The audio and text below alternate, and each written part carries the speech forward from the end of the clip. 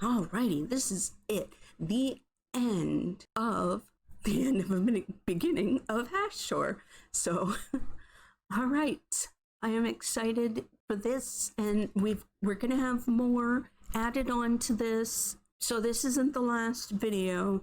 This is just the last of the end of a beginning of Ashore. I figured it out, Beatrice. What have you figured out, grandfather? What is this thing? You would know what it is if you were around more often to assist me.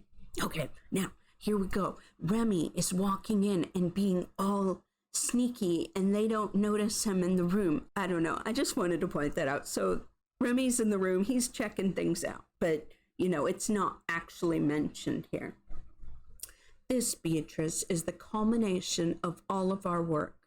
As you can see, I have solved the equation that stumped us all this time. Not really my work, grandfather. Oh, now don't be like that. You've helped me so much over the years. This is as much your accomplishment as is mine. I don't think we should do this then. Nonsense. Get over here and help me with the portal. At least you've been around enough to know how to do that.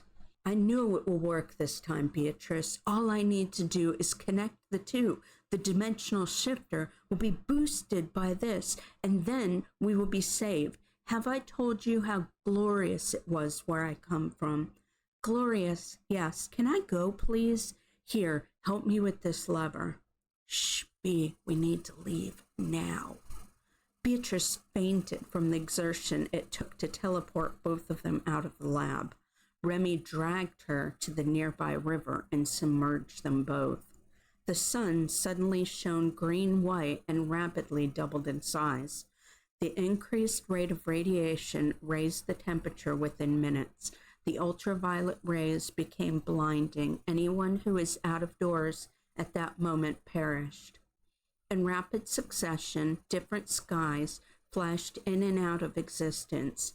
The remaining Sims, unaware of their sudden loss, ran outside in shock as the skyscape changed over and over again. Each change was both spectacular and terrifying. Then the sky turned a strange purple color and an electrical storm ensued. Buildings were struck, caught to flame, and burned to ash within moments. Then the skies turned dark. The lands were deluged, and many remaining fires were extinguished. Seemingly as quickly as the phenomenon had begun, it ended.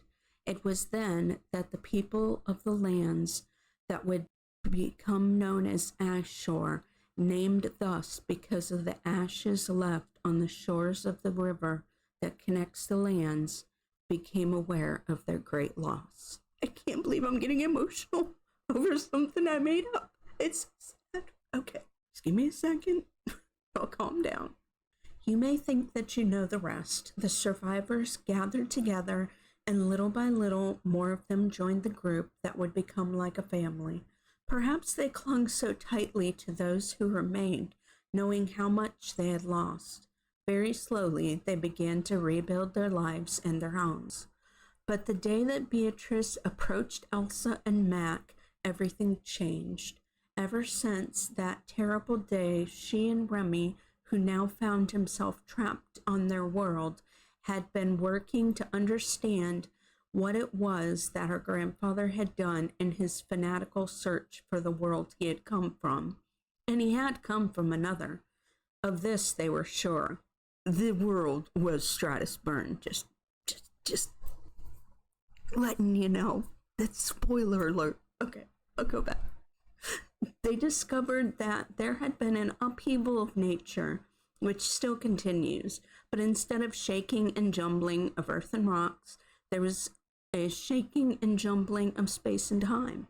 It was not easy for anyone to understand, and even more difficult for her to describe.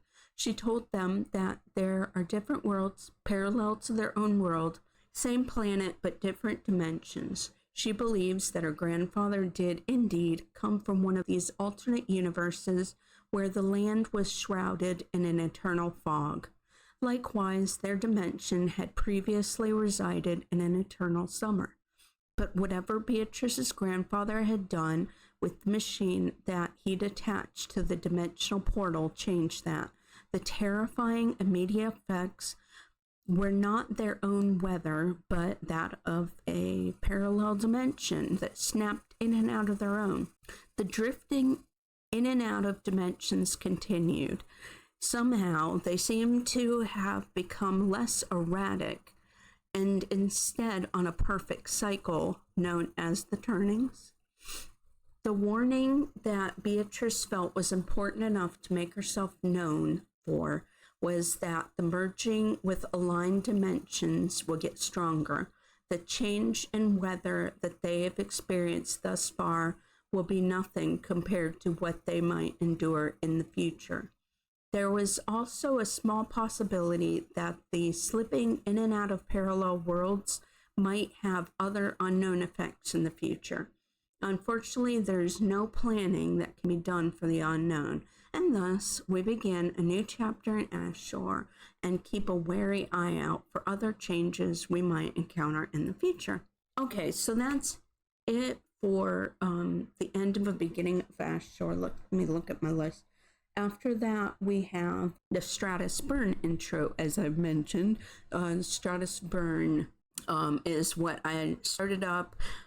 I kind of built on to the Ashore concept with Stratus Burn. I guess look forward to the Stratus Burn intro next. Thanks for watching. Bye.